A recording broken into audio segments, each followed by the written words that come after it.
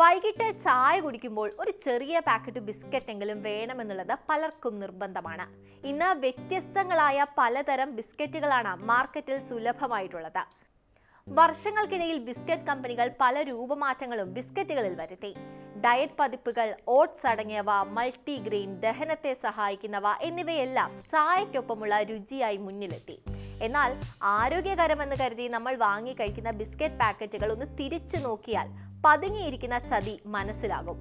പല ബിസ്ക്കറ്റുകളിലും ഇപ്പോഴും മൈദയും പഞ്ചസാരയും സംസ്കരിച്ച കൊഴുപ്പുകളുമാണുള്ളത്. പ്രമേഹം, ഹൃദ്രോഗം എന്നിവ രാജ്യത്ത് വർദ്ധിച്ചു വരുന്ന സാഹചര്യത്തിൽ ഈ ശീലത്തെ ഇപ്പോൾ ആരോഗ്യരംഗത്തെ വിദഗ്ധർ ചോദ്യം ചെയ്യുകയാണ്.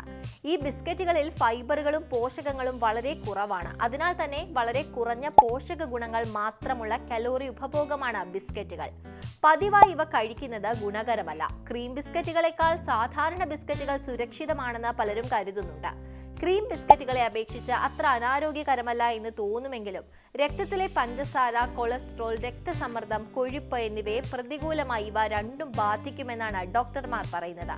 കൂടാതെ ശരീരത്തിന്റെ മെറ്റബോളിക് പ്രവർത്തനങ്ങളെയും ദിവസേന ബിസ്ക്കറ്റ് കഴിക്കുന്നത് ബാധിക്കും.